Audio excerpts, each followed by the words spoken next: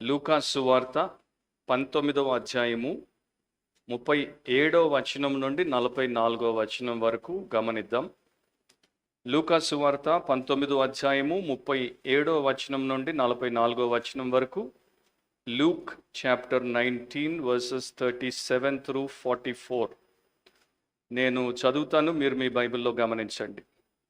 ఒలీవల కొండ నుండి దిగుచోటికి ఆయన సమీపించుచున్నప్పుడు శిష్యుల సమూహమంతయు సంతోషించుచు, ప్రభు పేరట వచ్చు రాజు స్తుతింపబడునుగాక, పరలోకమందు సమాధానమును, సర్వోన్నతమైన స్థలములలో మహిమయు ఉండునుగాక అని తాము చూచిన అద్భుతములన్నింటిని గూర్చి మహాశబ్దముతో దేవుని స్తోత్రము చేయసాగిరి. ఆ సమూహములో ఉన్న కొందరు పరిసయ్యులు, బోధకుడా, నీ శిష్యులను గద్దింపుమని ఆయనతో చెప్పగా, ఆయన వారిని చూచి, వీరు ఊరకుండిని ఎడల ఈ రాళ్ళు కేకలు వేయనని మీతో చెప్పుచున్నాను నేను.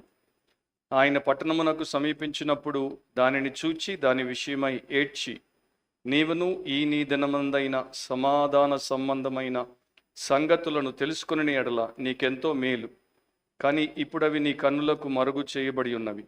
ప్రభు నిన్ను దర్శించిన కాలము నీవు ఎరగకుంటివి కనుక నీ శత్రువులు నీ చుట్టూ గట్టు కట్టి ముట్టడి వేసి అన్ని ప్రక్కలను నిన్ను అరికట్టి, నీలోనున్న నీ పిల్లలతో కూడా నిన్ను నేల కలిపి, నీలో రాతి మీద రాయి నిలిచి ఉండని అని దినములు వచ్చునని చెప్పాను. ప్రార్థనలో ఏకీభవించండి. పరిశుద్ధుడు, జీవాధిపతివైన సర్వోన్నతుడవగు మా తండ్రి, మా దేవ, ఈ ఉదయకాల సమయము మేము సజీవుల లెక్కలో ఉండడానికి, మరి ముఖ్యంగా మీ సంఘముగా సమకూర్చబడ్డానికి మీరు మాకు కృప దయచేసినందుకు మీ కృతజ్ఞతాస్తుతులు. మీ వాక్యము మీ ఆత్మ ద్వారా బోధించండి. సంఘముగా కూడి వచ్చిన ప్రతి ఒక్కరూ మీ వాక్యమును శ్రద్ధతో విని సత్యమును గ్రహించి రక్షించబడి రూపాంతరపరచబడు అనుభవంలోనికి రావడానికి కార్యము చేయండి. ఆటంకములన్నింటినీ దూరపరచండి. మీ యొక్క ఆత్మ అధికారము కింద యేసు ప్రభువుని మాత్రమే హెచ్చించమని యేసు నామమును అడిగి ప్రార్థిస్తున్నాం తండ్రి, ఆమేన్. కూర్చోండి. దేవుడి వాక్యాన్ని భయంతో, భక్తితో వినండి, శ్రద్ధతో, ఆసక్తితో వినండి. మీ హృదయం తెరిచి, మీ బైబిల్ తెరిచి, మీ కన్నులు తెరిచి దేవుడి వాక్యాన్ని వినండి. లూకా సువార్త 19వ అధ్యాయం 37 నుండి 44వ వచనం వరకు. దాంట్లో ఉన్న ప్రతి విషయమును ఇవ్వాల్సినంత సమయం ఇచ్చి నేను చెప్పలేకపోవచ్చు. మనకున్న సమయంలో దాంట్లో ముఖ్యమైనటువంటి విషయములను నేను మీకు తప్పకుండా బోధించే ప్రయత్నం చేస్తాను. మన అంశం ఏంటంటే, why did Jesus weep? Why did Jesus weep? Yesu ఎందుకు ఏడ్చాడు? యేసు ఎందుకు ఏడ్చాడు? ఈ లూకా సువార్తలో రాయబడినటువంటి ఈ సంఘటన మనకి 4 సువార్తల్లో కూడా కనబడుతుంది. మత్తయిలో ఉంది, మార్కులో ఉంది, లూకాలో ఉంది, యోహాన్లో ఉంది. కొన్ని చిన్న చిన్న వ్యత్యాసములతో 4గింటిలో కూడా ఈ యొక్క ఉదంతము, ఇన్సిడెంట్ అనేది మన కొరకు రాయబడింది. లూకా సువార్తికుడు ఆయన ఏం చేశాడంటే 19వ అధ్యాయము 28వ వచనంలో దీని గురించి ఆయన ప్రారంభించాడు. సో 28 నుండి 44 వరకు ఈ యొక్క ఇన్సిడెంట్ అంతటిని కూడా లూకా సువార్తికుడు రికార్డ్ చేశాడు. కానీ మనము మన యొక్క అంశమును బట్టి 37వ వచనం నుండి 44వ వచనం వరకు ఈ రోజున చూస్తున్నాం. ఆ భాగంలో ఉన్నటువంటి విషయం ఏంటంటే, ఆయనక యెరూషలేములోనికి ప్రవేశించబోతున్నాడు. ఆయన మానవుల పాప ప్రాయశ్చిత్తార్థమై కలువరి శిలువ మీద వ్రేలాడదీయబడతాడు. ఆయన పవిత్ర రక్తాన్ని చిందిస్తాడు. ఆయన మరణిస్తాడు. ఆయన 3 దినాలు సమాధిలో ఉంటాడు. 3వ దినమున తిరిగి లేస్తాడు. దేని గురించి అయినా దేవుడు ఉద్దేశించాడో, దేని గురించి అయితే యేసు ప్రభు బోధించాడో దాన్ని జరిగించడానికి ఆయన ఇక సిద్ధ మనస్కుడే అక్కడికి వెళ్తున్నాడు. ఆ సమయంలో ఆయన చుట్టూ ఉన్నటువంటి జన సమూహాల్లో కొంతమంది ఆయన శిష్యులు ఎవరైతే ఉన్నారో వారు ఆయనను మెస్సియాగా గుర్తించారు. వారు ఆయనను బట్టి సంతోషించారు. వారు ఆయనను బట్టి గొప్పగా స్తుతి ఆరాధన చేసే ప్రయత్నము చేశారు. కానీ ఎవరైతే యెరూషలేము పట్టణంలో ఉన్నారో ఆ రిలీజియస్ పీపుల్ అండ్ ఆ రిలీజియస్ పవర్స్, అంటే మత సంబంధమైనటువంటి మనుషులు, దాంతోపాటు మత సంబంధమైనటువంటి అధికారులు, లేకపోతే పవర్ బ్రోకర్స్ అని కూడా వారిని అనొచ్చు, మత అధికారపు బ్రోకర్లు, వారు మాత్రము యేసును ఆ ప్రకారము చూడలేదు. వారు యేసును ఆ రకంగా అంగీకరించలేదు. వారు నిజానికి యేసును బాహాటంగా తిరస్కరించారు. సో అది సందర్భం అన్నమాట. ఆ సందర్భంలో ఆ యొక్క పట్టణానికి ఉన్నటువంటి అంధకారమును బట్టి, దానికి ఉన్న అవివేకమును బట్టి, దాంట్లో ఉన్నటువంటి అంధత్వాన్ని బట్టి ఆయన ఏడ్చినట్లు బైబిల్లో మనము చూస్తాం. దేవుడు పట్టణాన్ని ప్రేమించాడు, కానీ పట్టణము దేవుడిని ప్రేమించలేదు. దేవుడు పట్టణం కొరకు ప్రాణం పెట్టబోతున్నాడు, కానీ పట్టణము ఆ ప్రభువును, ఆ ప్రాణప్రియుడిని బొత్తిగా పట్టించుకోలేదు. అది ఆయనను హృదయంలో విపరీతమైనటువంటి వేదనకు గురి చేసింది. ఆ సందర్భంలో ఆయన ఏడ్చాడు. ఎందుకు ఏడ్చాడు అనేది తర్వాత మనం చూస్తాం. ఇక్కడ నుండి మీరు వచనం వెంబడి వచనం గమనించండి. 37వ వచనంలో మీరు ఒకవేళ చూస్తే, ఒలీవల కొండ నుండి దిగుచోటికి ఆయన సమీపించుచున్నప్పుడు అని రాయబడింది. సో ఒలీవల కొండ యేసుక్రీస్తు ప్రభు యొక్క జీవితంలో చాలా ప్రాముఖ్యమైనటువంటి స్థానాన్ని కలిగి ఉంది. మౌంట్ ఆఫ్ ఆలివ్స్ అంటారు. యెరూషలేములో చాలా శ్రేష్టమైనటువంటి పర్వతముగా, కొండగా అది పేరుగాంచింది. అందమైనదిగా ఉంటుంది, అద్భుతమైనదిగా ఉంటుంది. అక్కడ నుండి మనము యెరూషలేం వంక చూస్తే మన జీవితంలో ఎప్పటికి కూడా మరిచిపోలేనటువంటి సాదృశ్యాన్ని లేకపోతే దృశ్యాన్ని మనము చూస్తాం. సో ఒలీవల కొండ దిగు చోట ఆ స్పాట్లోనికి ఆయన వచ్చినప్పుడు, అక్కడ నుండి ఆయన పట్టణం వైపు చూసినప్పుడు యెరూషలేం పట్టణం అంతా కూడా ఆయన ఎదుట స్పష్టంగా ఆయనకి కనబడింది. ఇప్పుడు మీరు ఆ స్పాట్కి వెళ్తే అక్కడ ఒక చాపెల్ని కట్టారు. ఎక్కడి నుండి అయితే యేసు యెరూషలేమును చూచి ఏడ్చాడో అదే స్థలంలో వారు ఒక చాపెల్ని కట్టారు, అంటే చిన్న మందిరాన్ని కట్టారు. లాటిన్ భాషలో దాన్ని డొమినస్ ఫ్లేవిట్ అంటారు. డొమినస్ ఫ్లేవిట్ అంటే ఇంగ్లీష్లో ద లార్డ్ వెప్ట్, ప్రభువు ఏడ్చాడు అన్నది దాని యొక్క అర్థం.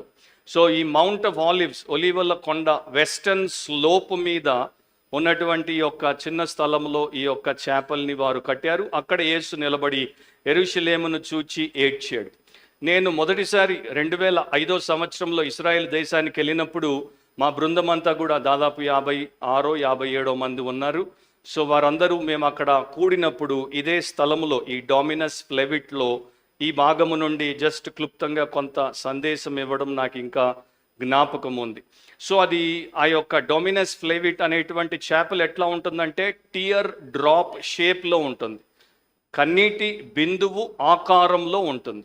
సో యేసు చేసినటువంటి గొప్ప కార్యమునకు సాదృశ్యముగా వారు కన్నీటి బిందువు ఆకారంలోనే ఈ చాపెల్ని కట్టారు. అక్కడికి వచ్చినటువంటి మనుషులు ఆయన చేసినటువంటి గొప్ప కార్యమును జ్ఞాపకము చేసుకుని స్తుతించి ప్రార్థించి అక్కడి నుండి ముందుకు సాగిపోతారు.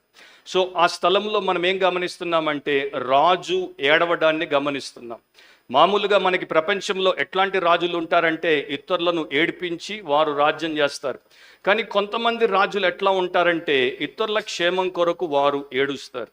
సో యేసు రాజు ఎలాంటి రాజు అంటే చాలామంది అట్లాంటి రాజులు మనకి చరిత్రలో కనిపించరు, కానీ ఆ రాజు తన ప్రజల కొరకు, తన పట్టణం కొరకు అక్కడ ఏడ్చాడు. అండ్ ఎప్పుడు ఏడ్చాడు? Amidst cheers he shed his tears. అందరూ చుట్టూ ఆనందముతో కేరింతలు కొడుతూ ఉత్సవము చేసుకుంటూ గొప్ప సంతోషమును వారు జరుపుకునేటువంటి ప్రయత్నము చేస్తున్నప్పుడు వారందరికీ భిన్నంగా, వారందరికీ వేరుగా వారి మధ్య వారిని చూసి ఆయన ఏడ్చాడు. సో 2 సత్యాలు నేను ఈ యొక్క భాగము నుండి మీతో పంచుకుంటాను. మొదటిది మీరు రాసుకుంటుంటే రాసుకోవచ్చు. The cheers of the crowd, the cheers of the crowd. జనముల ఆనందోత్సవములు, జనముల ఆనందోత్సవములు లేకపోతే జన సమూహం యొక్క ఆనందోత్సవము. 37వ వచనం నుండి 40వ వచనం వరకు రాసుకోండి. అక్కడ ఆ భాగమును మనము చూస్తాం. ఒలీవల కొండ నుండి దిగు చోటికి ఆయన సమీపించుచున్నప్పుడు శిష్యుల సమూహమంతయు సంతోషించుచు ప్రభు పేరట వచ్చు రాజు స్తుతింపబడును గాక, పరలోకమందు సమాధానమును సర్వోన్నతమైన స్థలములలో మహిమయు ఉండును గాక అని తాము చూచిన అద్భుతములన్నింటిని గూర్చి మహాశబ్దముతో దేవుని స్తోత్రము చేయసాగిరి. సో యేసు ప్రభు ఇక యెరూషలేములోనికి ప్రవేశించబోతున్నాడు. యేసు ప్రభు ఏ ప్రకారం ప్రవేశిస్తాడని జకరియా ద్వారా దేవుడు 100 సంవత్సరాల క్రితము ప్రవచనం ద్వారా చెప్పాడు. ఆ ప్రకారమే ఆయన గాడిద మీద ఆసీనుడై ఆయన వస్తున్నప్పుడు ప్రజల్లో చాలా ఉత్తేజభరితమైనటువంటి ఆనందము కనబడింది. మరి ముఖ్యంగా ఆయనను వెంటబెట్టుకొని ఉన్నటువంటి ఆయన శిష్యులు ఎవరైతే యేసునందు విశ్వాసం ఉంచారో ఆ శిష్యులకి ఇంకా చాలా గొప్ప ఆనందము కలిగింది గనుక వారు ఆనందోత్సవముతో అక్కడి నుండి దేవుణ్ణి స్తుతించుకుంటూ వెళ్తున్నారు. సో దేవుణ్ణి స్తుతించడానికి గల ఒక కారణం ఏంటంటే తాము చూచిన అద్భుతములన్నింటిని గూర్చి మహాశబ్దముతో దేవుని స్తోత్రము చేయసాగిరి.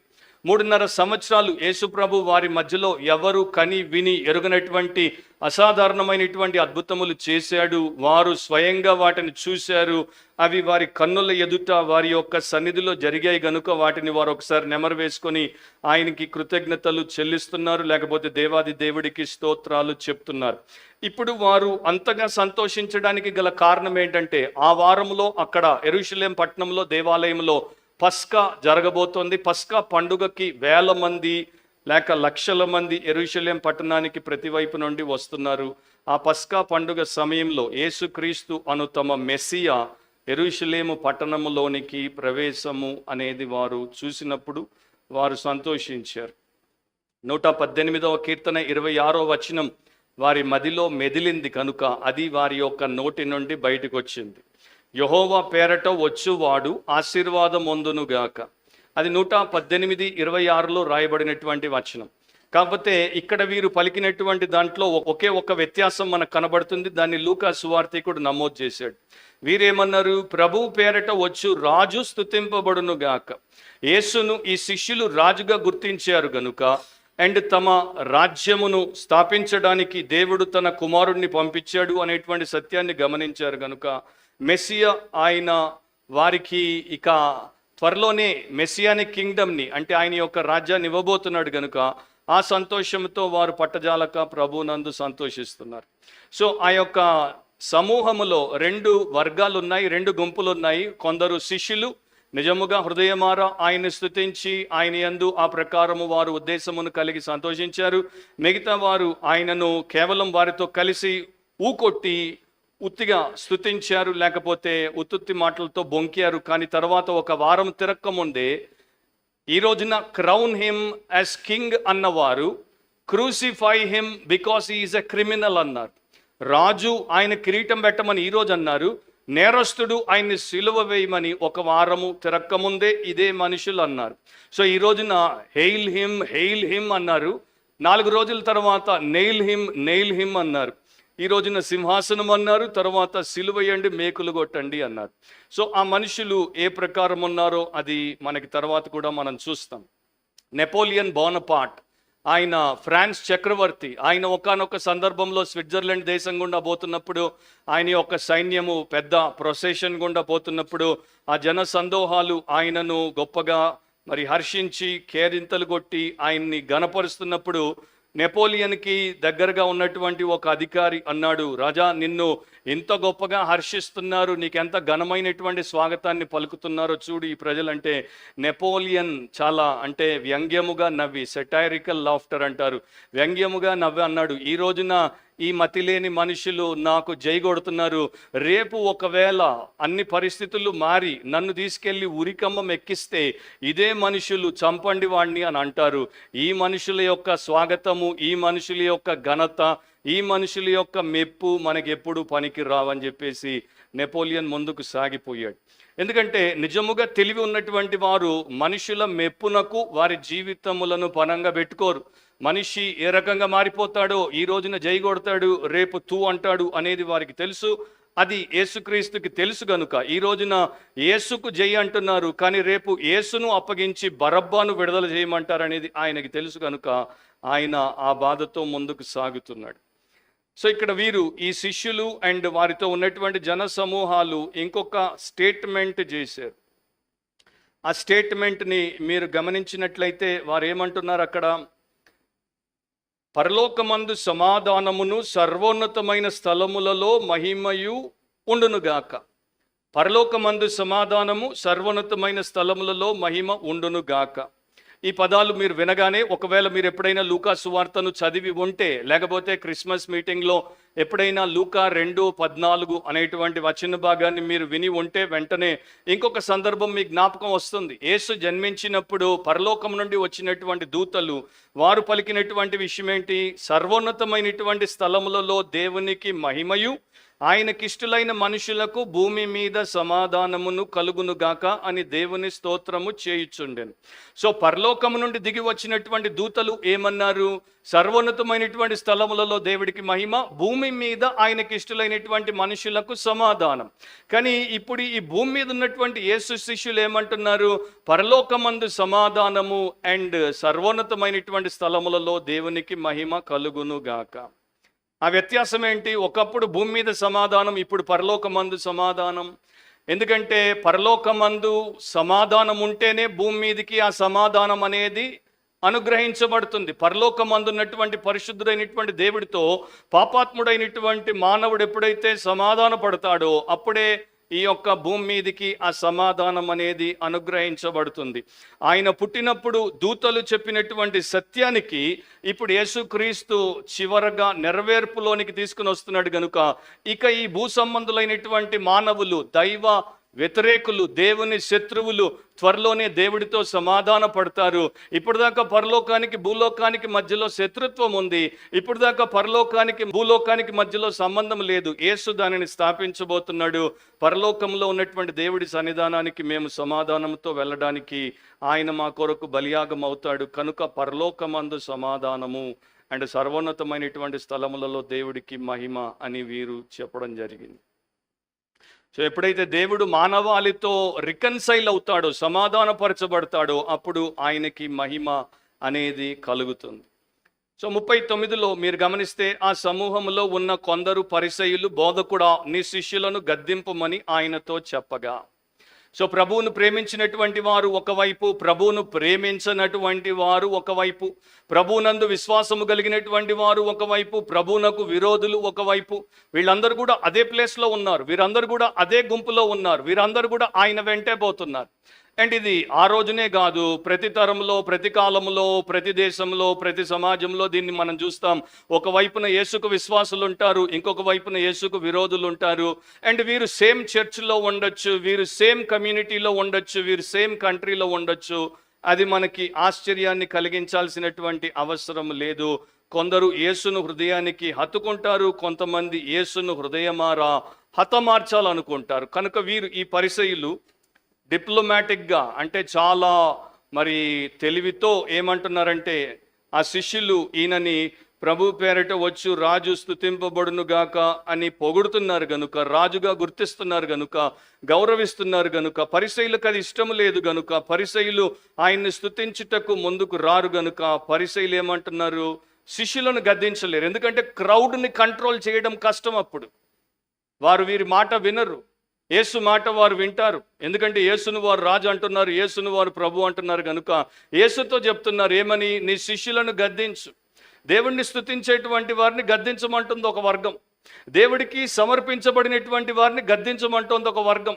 సమాజంలో ఎంత తెలివి లేనటువంటి వారు ఉన్నారో గమనించండి. పరిసయ్యులు మతనిష్ట కలిగినటువంటి వారు, పరిసయ్యులు మేమే పరిశుద్ధులం అందరికన్నా అని చెప్పుకుని తిరిగేటువంటి వారు, పరిసయ్యులు మడిగట్టుకుని బతికేటువంటి వారు, చాలామంది చేయనటువంటి త్యాగాలు పరిసయ్యులు చేసేవారు.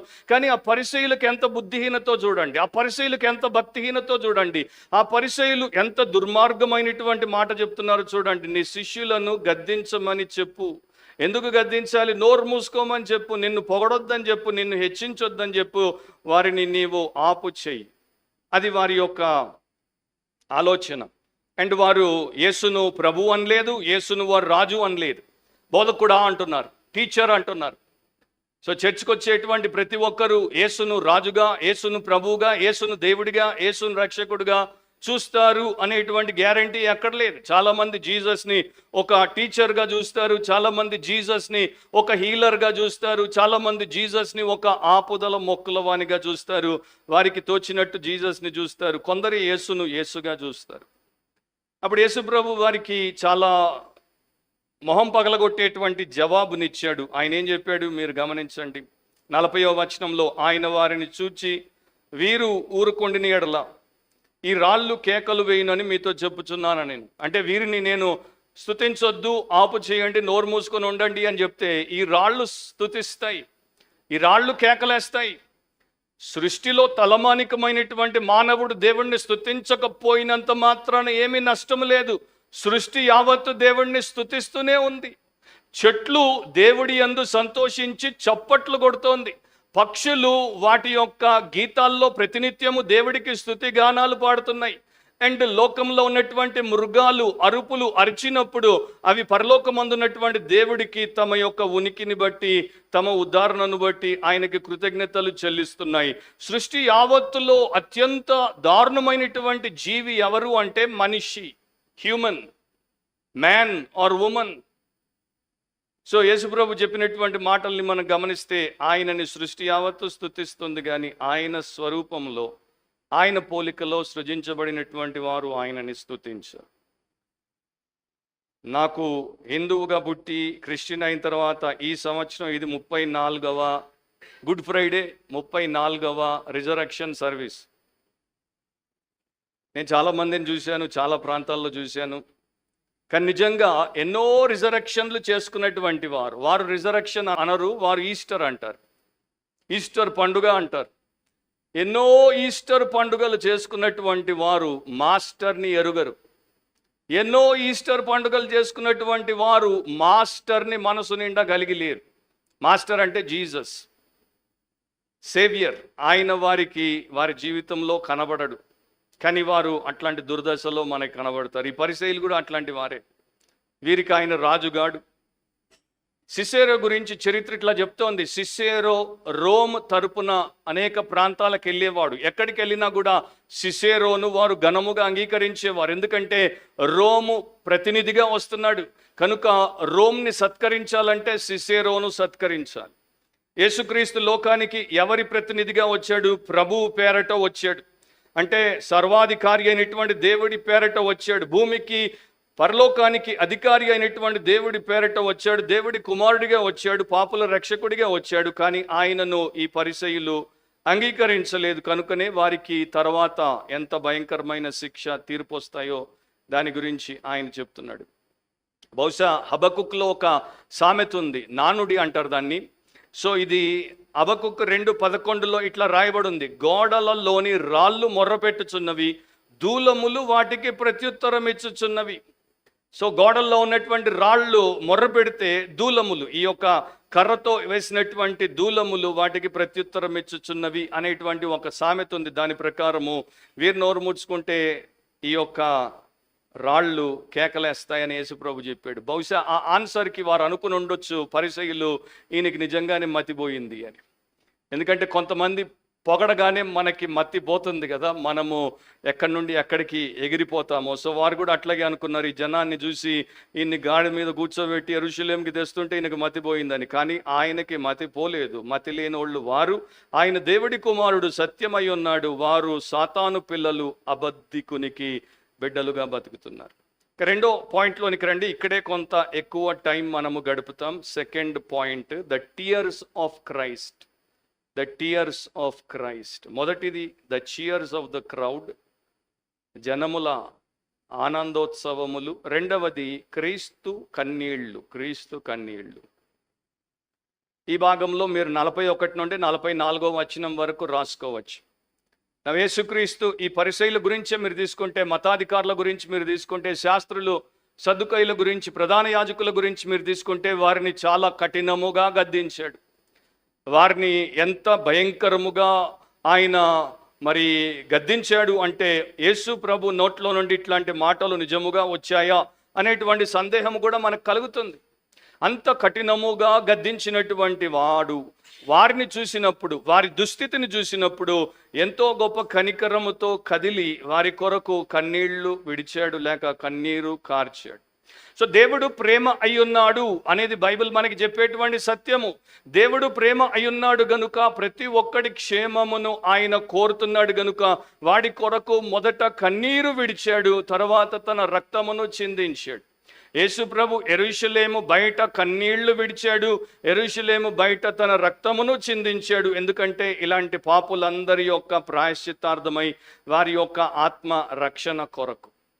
కొన్నిసార్లు కొంతమంది బోధకులు మనకు కఠినంగా కనిపిస్తారు. ఎందుకంటే వారి యొక్క బోధలు మనకు చాలా బలముగా, అంటే మనల్ని కొట్టేవిగా, మన మీద దాడి చేసేవిగా, మన గుండెల్లోకి బాకు దూర్చేవిగా అనిపించవచ్చు. కఠినముగా బోధించేటువంటి బోధకుల్లో ఉండేటువంటి ఒక లక్షణం ఏంటంటే, నీతిని వారు ఎంత ఎక్కువ ప్రేమిస్తే అంత బలముగా వారు పాపానికి వ్యతిరేకంగా కాఠిన్యతను చూపిస్తారు. సో యేసుప్రభులో మనకి కనిపించేటువంటి లక్షణం అదే. ఆయన కఠినమును చూపించాడు, కారుణ్యాన్ని చూపించాడు, అందుకనే ఏడ్చాడు. 41వ వచనం గమనించండి. ఆయన పట్టణము అంటే యెరూషలేము సమీపించినప్పుడు దానిని చూచి దాని విషయమై ఏడ్చి. సో ఆ స్పాట్లోనికి వచ్చాడు, మౌంట్ ఆఫ్ ఒలీవ్స్ మీద కొండ దిగి అక్కడ నిలబడ్డాడు. ఇక అక్కడి నుండి ఆయనకి యెరూషలేం అనేటువంటి పట్టణం కనబడుతోంది. ఆ పట్టణం అది పగలు సూర్యరశ్మి కింద ఆ పట్టణంలో ఉన్నటువంటి దేవాలయము, ఏ రోజు కట్టించినటువంటి దేవాలయము, అది మిలమిల మెరిసిపోతోంది. ఆ దేవాలయాన్ని చూడడానికి ప్రపంచం నుండి ఎంతోమంది వచ్చేవారు. సో ఆ దేవాలయము అంత గ్రాండ్గా అప్పుడు వరల్డ్లో ఒక వండర్గా ఉండింది. అది అంత గొప్పగా అక్కడ ఆయన కనబడుతోంది. తెల్లని పాలరాతితో కట్టబడినటువంటి దేవాలయం, ఎంతో వైభవంతో కట్టబడినటువంటి దేవాలయం, బంగారముతో పొదగబడినటువంటి దేవాలయం. సూర్యుడి యొక్క ప్రకాశం ఆ దేవాలయం మీద పడినప్పుడు ఆ బంగారము మరి తిరిగి వెనక్కి లైట్ని రిఫ్లెక్ట్ చేసినప్పుడు అందరి కళ్ళు మిలమిల మరి కొట్టుకుని ఉండాలి. సో అది ఆయన కనబడుతోంది. దాంతోపాటు అక్కడ ఉన్నటువంటి ఎన్నో బిల్డింగ్స్ కనబడుతున్నాయి, గోపురాలు కనబడుతున్నాయి, ఆ పట్టణంలో ఉన్నటువంటి విశిష్టతలన్నీ కనబడుతున్నాయి, రాజమహల్ కనబడుతోంది. 48వ కీర్తన 13లో ఇట్లా రాయబడి ఉంది, దాని బురుజులను, అంటే యెరూషలేం పట్టణం యొక్క బురుజులను లెక్కించుడి, దాని ప్రాకారములను నిదానించి చూడుడి, దాని నగరులలో సంచరించి వాటిని చూడుడి. ఎందుకు బైబిల్ అట్లా చెప్తోంది? ఎందుకంటే అదొక విశిష్టమైనటువంటి నగరం, ఆ యునీక్ సిటీ కనుక దానికి అట్లాంటి విశిష్టత ఉంది. కనుక దాన్ని గమనించండి, చూడండి అని వాక్యం చెప్తోంది. అదే 48వ కీర్తన 2వ వచనాన్ని మీరు చూస్తే, ఉత్తర దిక్కున మహారాజు పట్టణమైన సియోను పర్వతము రమ్యమైన ఎత్తుగల చోట నుంచబడి సర్వభూమికి సంతోషకరముగానున్నది. సో యెరూషలేముకు ఉన్నటువంటి ఒక యునిక్ ప్లేస్ ఏంటంటే, సర్వభూమికి అది సంతోషకరమైనటువంటి పట్టణం. This city is the city of all the earth or joy of all the earth. ప్రపంచమంతా సంతోషించేటువంటి పట్టణం ఏదైనా ఉంది అంటే అది యెరూషలేం. ప్రపంచంలో చాలా పాపులర్ సిటీ ఏంటి అంటే వెంటనే న్యూయార్క్ అని అనేస్తాం. ప్రపంచంలో చాలా పాపిస్టి ప్రాంతం ఏంటి అంటే లాస్ వెగాస్ అని అనేస్తాం.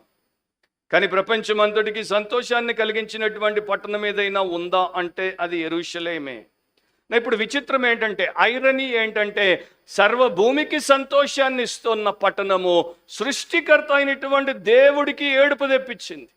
ఆయన గుండెను పగలగొట్టింది. ఆయన కళ్ళ నుండి నదిలాగా నీరు పారింది. కన్నీళ్లు విడవడం అంటే ఏంటో కాసేపట్లో మనం తెలుసుకుంటాం. యేసు నెమ్మదిగా ఏడ్చాడా, 2 బొట్లు గార్చాడా, ఎట్లా ఏడ్చాడో బైబిల్లో మనకి ఏం రాయబడిందో నేను మీకు చూపిస్తాను. కానీ అది గుర్తుపెట్టుకోండి, సర్వభూమికి సంతోషకరమైనది దేవుడికి దుఃఖాన్ని కలిగించింది. నీవు నీ సమాజంలో, నీ ఇంటి వారి మధ్యలో, నీ పట్టణంలో, నీవు పనిచేసే ప్లేస్లో, నీ కాలేజీలో నీవు అందరికీ ఫేవరెట్గా ఉండొచ్చు, నీవు అందరికీ సంతోషాన్ని కలిగిస్తూ ఉండొచ్చు. కానీ నీవు ఎప్పుడైనా ఆలోచించావా, నీ సృష్టికర్తకు నీవు నిజంగా సంతోషాన్ని కలిగిస్తున్నావో లేదో? నిన్ను తన పోలికలో ప్రేమతో సృష్టించి, నిన్ను ప్రతిరోజు పోషించి, నిన్ను ప్రతిరోజు పరిరక్షించి, నిన్ను ప్రతిరోజు తన ప్రయోజనాల కొరకు సిద్ధపరుస్తున్నటువంటి దేవుడికి నీ జీవితంలో ఒక్క నిమిషమైనా నీవు నిజముగా దుఃఖాన్ని కాకుండా ఆనందాన్ని ఇచ్చావో లేదో నీవు ఎప్పుడైనా ఆలోచించావా? ఇది మంచి టైం ఆలోచించడానికి. ఎందుకంటే ఈ మాటలు చదివినప్పుడు నేను అట్లా ఆలోచించాను. నా లైఫ్లో నేను ఎంతకాలము దేవుడికి దుఃఖాన్ని కలిగించాను, ప్రస్తుతము కూడా ఎన్నిసార్లు దుఃఖాన్ని కలిగిస్తున్నాను. సో ఆ పట్టణం యొక్క నిజమైనటువంటి పరిస్థితిని చూశాడు. పట్టణం అంతా పాస్ ఓవర్లో, ఇప్పుడే మనం విన్నాము, పస్కా పండుగ కొరకు సిద్ధపడుతోంది, దేవాలయంలో దేవుణ్ణి ఆరాధించుట కొరకు సిద్ధపడుతోంది, బలులు అర్పించుట కొరకు సిద్ధపడుతోంది, కానుకలు ఇవ్వడం కొరకు సిద్ధపడుతోంది. వర్తకులకు పగలు లేదు, రాత్రి లేదు, విపరీతంగా బిజినెస్ జరుగుతోంది. ఇప్పుడు కూడా అంతే కదా, ప్రపంచమంతా కూడా ఈస్టర్ పండుగ, దుకాణాలకు వెళ్తుంటారు, దిగుతుంటారు, బ్యాగులు తెస్తుంటారు, ఇంట్లో పెడుతుంటారు, బట్టలు వేస్తుంటారు. సంవత్సరానికి ఒక్కసారి ఈస్టర్ వస్తుంది. ఈస్టర్కి వేసింది మళ్ళీ ఎప్పుడు ఈయనంత బాగా ఉండాలన్న గార్మెంట్. అండ్ ఆ రోజున మనము మంచిగా తినాలి, మంచిగా సంతోషించాలి. మంచిది, సంతోషానికి మంచి ఉద్దేశం ఉంటే తప్పేమీ లేదు. కానీ ఆయన నిన్ను బట్టి ఏడుస్తుంటే నీవు ఆయన పేరు మీద సంతోషిస్తున్నావంటే నిన్నేమనాలి? బుద్ధిహీనుడు అనాలా, లేకపోతే భ్రమలో బతుకుతున్నోడు అనాలా? 20వ అధ్యాయం లూకా సువార్తలోనే మీరు గమనించండి. తర్వాత ఇంకొక ఉపమానం చెప్తాడు. ఒక మనుష్యుడు ద్రాక్ష తోట నాటించి, 9వ వచనం నుండి అది ఉంటుంది, మీరు తర్వాత చదువుకోండి, ఇప్పుడు నాకు టైం లేదు. సో ఒక మనుష్యుడు ద్రాక్ష తోట నాటిస్తాడు, కాపులకు గుత్తకిస్తాడు, దేశాంతరానికి పోతాడు, చాలా కాలం బయటే ఉంటాడు. పంట కాలం వచ్చినప్పుడు ఆ ద్రాక్ష తోట పంటలో తన భాగం ఇమ్మని కాపుల యొద్దకు ఒక దాసుడిని పంపుతాడు. ఆ కాపులు ఏం చేస్తారు? ఆ దాసుడిని కొట్టి ఒట్టి చేతులతో పంపించేస్తారు. ఇంకొక దాసుడిని పంపితే వాడిని కొట్టి అవమానపరిచి మళ్ళా ఒట్టి చేతులతో పంపిస్తారు. 3వ దాసుడిని పంపితే వాడిని గాయపరిచి వెలుపలికి తోసేస్తారు. అప్పుడిక 13లో చూడండి. అప్పుడు ఆ ద్రాక్ష తోట యజమానుడు, నేనేమి చేతును, నేను నా పనివారిని పంపుతుంటే వాళ్ళు కొట్టి తరిమేస్తున్నారు, ఇప్పుడు నా ప్రియ కుమారుడిని పంపుతాను, ఒకవేళ వారు అతని సన్మానించదరని అనుకొనెను. సో ఇదన్నమాట జీసస్కి ఇది ఎట్లా అప్లైడ్ అంటే, దేవుడు మొదట తన ప్రవక్తల్ని పంపాడు. యెరూషలేములో నిలబడినంత ప్రవక్తలు ప్రపంచంలో మరి ఎక్కడా నిలబడలేదు. కానీ వారిని కొట్టారు, వారిని చంపారు, వారిని అవమానాల పాలు చేశారు, తరిమేశారు. సో ఇప్పుడు తన కుమారుణ్ణి పంపిస్తే సన్మానిస్తారనుకుంటే సిలువేసేశారు. సో ఆ సిటీ యొక్క గ్రేట్ క్రైమ్ ఏంటి? ఆ పట్టణం యొక్క పెద్ద నేరం ఏంటి అంటే, యేసును చంపడము కాదు, యేసుని ఎగ్జిక్యూట్ చేయడము కాదు, యేసుని రిజెక్ట్ చేయడం, యేసుని తిరస్కరించడం. చాలాసార్లు మనం కూడా అనుకుంటాం, నేను యేసును సిలువేసినటువంటి గుంపులో లేను. ఆ రోమన్ సైనికులు యేసును సిలువేశారు, ఆ యూదులు యేసును ద్వేషంతో చంపించారు, నేను ఆ టైంలో లేను, నేను ఆ గుంపులో లేను. ఏం పర్వాలేదు, నీవు ఈ రోజున యేసును హృదయపూర్వకంగా అంగీకరించకుండా యేసును బయటే పెడితే, యేసుని నీ యొక్క గుండెలోకి, నీ యొక్క జీవితంలోనికి రానివ్వకుండా బయటే పెడితే, నీ రాజుగా కాకుండా, నీ ప్రభువుగా కాకుండా, నీ దేవుడిగా కాకుండా బయటే పెడితే, వాళ్ళ కన్నా నువ్వు 100 రెట్లు పెద్ద నేరస్తుడివి. ఎందుకంటే ఎగ్జిక్యూషన్ కొరకు కాదు, రిజెక్షన్ కొరకు వారికి యొక్క తీర్పు శిక్ష వస్తున్నాయి. ఆయన కుమారుణ్ణి పంపాడు, సన్మానిస్తారు అంటే వారు తిరస్కరించారు. అది వారి యొక్క పెద్ద నేరం. సో యేసు యెరూషలేం వంక చూసినట్టు వారెవరు చూడట్లేదు. వారందరికీ యెరూషలేం చాలా గ్రాండ్ సిటీగా కనబడుతుంది, గ్లోరియస్ సిటీగా కనపడుతుంది. కానీ జీసస్ దాన్ని చూసినప్పుడు ఆ సిటీ ఫిల్డ్ విత్ సిన్, ఆ సిటీ ఫిల్డ్ విత్ క్రైమ్, ఆ సిటీ ఫిల్డ్ విత్ హిపోక్రసీ, ఆ city filled with every kind of highness sin, ప్రతి విధమైనటువంటి వేషధారణ, నేరము, ఘోరము, పాపముతో నిండినటువంటి పట్టణంగా కనపడింది. అందుకని నీవు క్రిస్టియన్ అయిన తర్వాత నీవు చూసే విధానం మారాలి. జాగ్రత్తగా విను, నీవు క్రిస్టియన్ అయిన తర్వాత నీవు చూసే విధానం మారాలి. యేసులాగా చూడగలగాలి. యేసు లోకాన్ని ఎట్లా చూశాడు, నువ్వు అట్లా చూస్తేనే నువ్వు క్రిస్టియన్. నీవు క్రిస్టియన్ అయి 10 ఏళ్ళు అయిన తర్వాత కూడా ఇంకా నీ పాత రోత దృష్టితోనే లోకాన్ని చూస్తూ ఉంటే నీవు ఎన్నటికీ పరిశుద్ధపరచబడవు. నీవెన్నటికీ ప్రభు చేతుల్లో ఒక ప్రయోజనకరమైనటువంటి పాత్రగా ఉండవు. నీకు ఇంకా ఆ సాతాను నిన్ను వాడు చూపించదలిసింది చూపించడానికే నిన్ను వాడుకుంటాడు. వారు బిల్డింగ్స్ని చూశారు, వారు గ్లోరియస్ టెంపుల్ని చూశారు, వారు హేరోదు ప్యాలెస్ని చూశారు, వారు లక్షల మంది ప్రజల్ని చూశారు. కానీ యేసు ఆ పట్టణంలో ఉన్నటువంటి నిజస్థాన్ని, వాస్తవాన్ని, పాపిష్టి, దైవ వ్యతిరేకమైనటువంటి అంశములను గమనించాడు. సో క్రిస్టియన్ అయిన తర్వాత క్రైస్ట్ లాగా చూడడం నేర్చుకోవాలి. అండ్ బైబిల్ మీకు నిజంగా అది నేర్పిస్తుంది. మీరు నేర్చుకోదలిస్తే ఈజీగా నేర్చుకోవచ్చు. మీ లైఫ్ చాలా పీస్ఫుల్గా, పవర్ఫుల్గా మారిపోతుంది. ఇక్కడ ఇంకో విషయాన్ని కూడా నేను మీకు చూపిస్తాను. అది కూడా ఒక సబ్జెక్ట్, ఎందుకంటే లూకా సువార్తికుడు దాని గురించి ప్రత్యేకించి రాశాడు కనుక దాన్ని మనము ఓవర్లుక్ చేయకూడదు. 37లో ఇట్లా రాయబడింది, ఒలీవల కొండ నుండి దిగుచోటికి ఆయన సమీపించుచున్నప్పుడు, అంటే ఆయన దానికి దగ్గరగా వచ్చినప్పుడు. 29వ వచనంలో కూడా మీరు దాన్ని చూస్తే, ఆయన ఒలీవల కొండ దగ్గరనున్న బేత్పగే, బేతనియ అను గ్రామముల సమీపమునకు వచ్చినప్పుడు. 18లో కూడా ఆయన రాస్తాడు, తర్వాత కూడా ఆయన రాస్తాడు. లూకాలో అది చాలాసార్లు మనకు కనబడుతుంది. సో ఆయన దానికి సమీపించినప్పుడు అంటున్నాడు. 21వ అధ్యాయంలో ముఖ్యంగా యేసుప్రభు ఏం చెప్తాడో గమనించండి. లూకా 21లో 3 సార్లు, మొదట 8వ వచనంలో యేసుప్రభు ఏమంటున్నాడు? కాలము సమీపించననియు చెప్పుదురు. 20వ వచనంలో అంటాడు, యెరూషలేము దండ్ల చేత చుట్టబడుట మీరు చూచినప్పుడు దాని నాశనము సమీపమై ఉన్నదని తెలుసుకొనుడి. 28వ వచనంలో ఇవి జరుగనారంభించినప్పుడు మీరు ధైర్యము తెచ్చుకొని మీ తలలు ఎత్తుకొనుడి, మీ విడుదల సమీపించుచున్నదనెను. సో మీరు వర్డ్ స్టడీ చేస్తే, అంటే బైబిల్లో పద పఠన చేస్తే, దాని గురించి స్టడీ చేయండి. వారికి నాశనం వస్తోంది, మీకు విమోచన వస్తోంది. విరోధులు నశించిపోతారు, విశ్వాసులు విమోచించబడతారు. ఎంత చక్కగా ఆయన చెప్పాడో గమనించండి. ఆయన మనకు విడుదల వస్తుందని ఎందుకన్నాడు? ఎందుకంటే ఆయన త్వరలో సిలువను సమీపిస్తాడు. సిలువలో మన కొరకు ఆయన విమోచన క్రయధనమును చెల్లిస్తాడు. మన కొరకు, మనకు బదులు ఆయన మరణించి సమాధి చేయబడి 3వ దినమున తిరిగి లేస్తాడు. సో ఆ పట్టణానికి సమీపంగా వచ్చినప్పుడు యేసు ఏం చేశాడు? దానిని చూచి దాని విషయమై ఏడ్చి చుట్టూ వారు ఆనందోత్సవాలతో కేరింతలు కొడుతూ ఉంటే ఆయనేమో దుఃఖభరితమైనటువంటి హృదయంతో ఏడ్చాడు.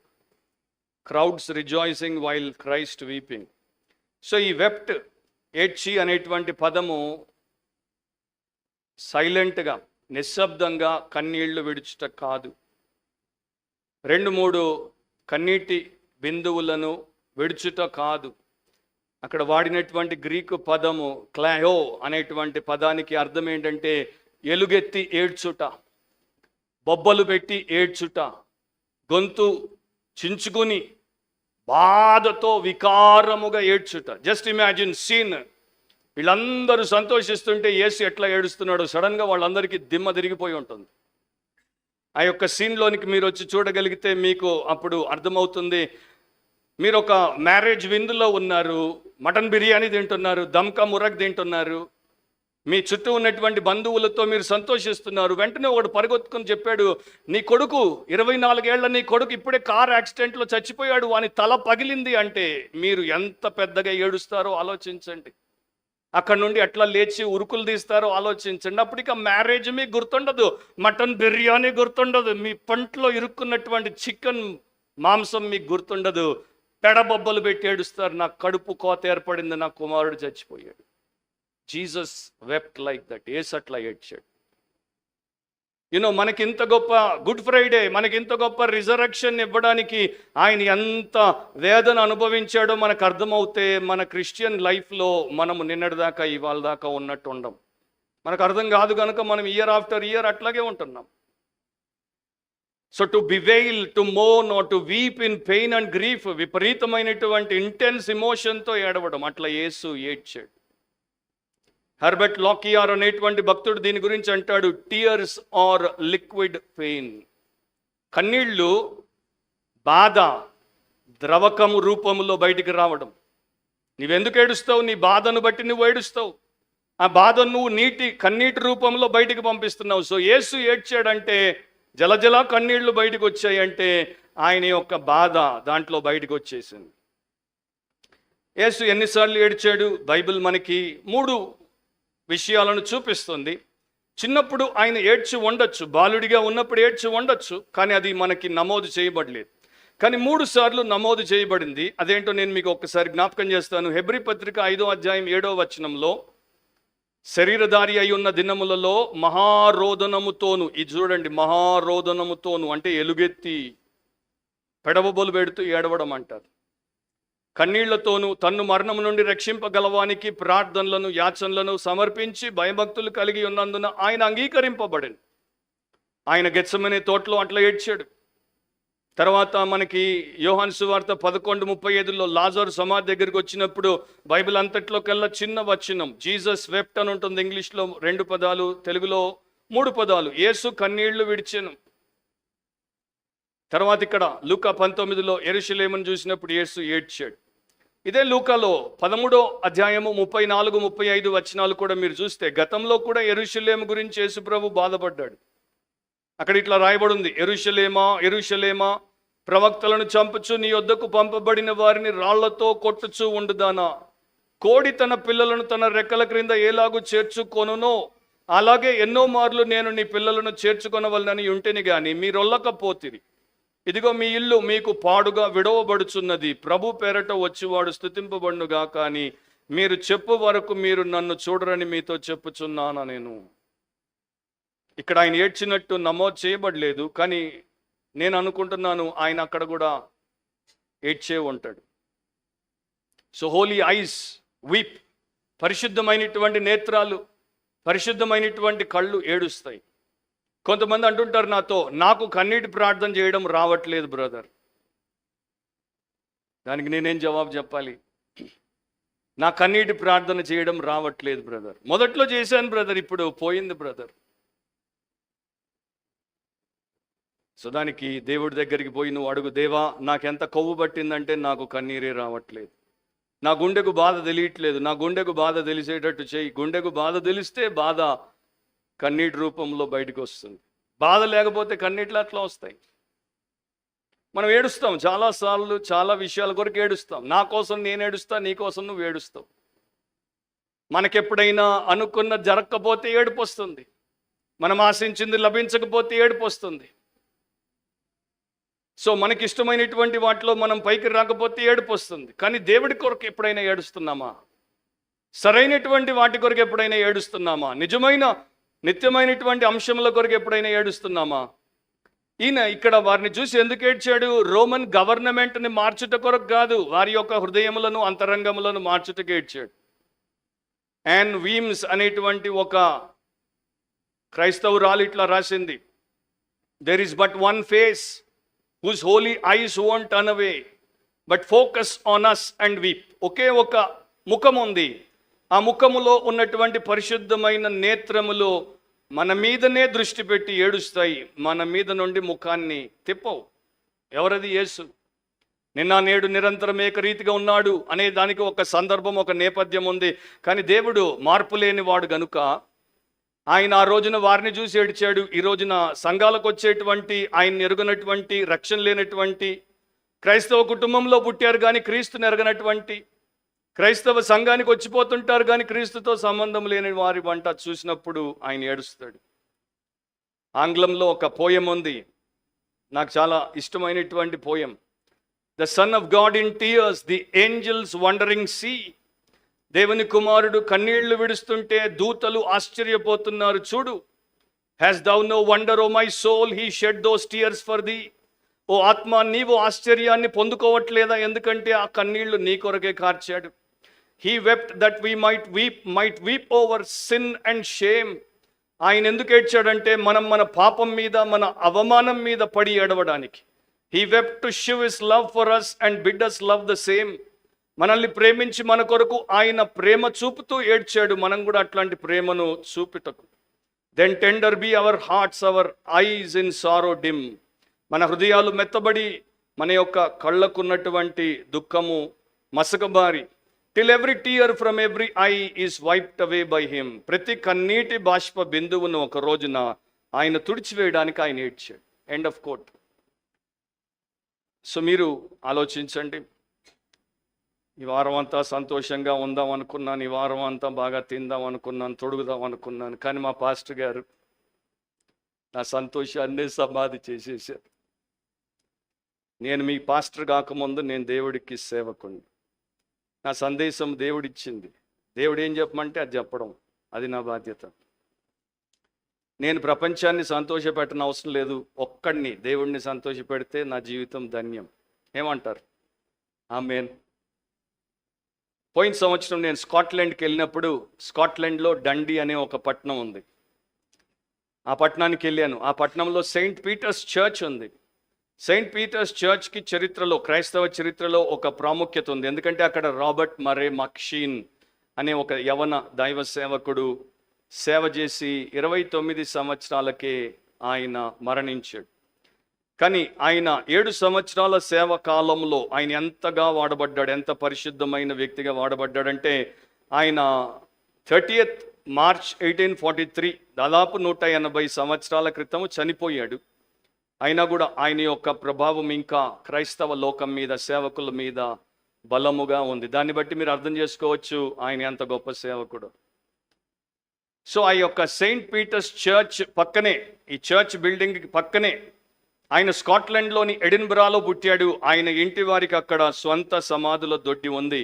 కానీ చర్చ్ మెంబర్స్ ఆయన్ని ఎంత ప్రేమించారంటే, మా సేవకుడు మా సంఘానికి సేవ చేశాడు, ఆయన్ని మేము ఎప్పుడూ విడిచిపెట్టాం, మా సంఘం పక్కనే ఆయన సమాధి ఉండాలని పక్కనే సమాధి పెట్టేశారు. 1843 మార్చ్ 30 ఆయనకి మరి ఆ యొక్క బరియల్ చేసినప్పుడు 29 సంవత్సరాల పరిశుద్ధుడైన యవన సేవకుడు చనిపోయినప్పుడు 7,000 మంది, ఆ టైంలో మనకి మీడియా లేదు, ఇంటర్నెట్ లేదు, ఏమి లేదు, ఆయన 7,000 మంది ఆ రోజున భూస్థాపన కార్యక్రమానికి హాజరయ్యారు.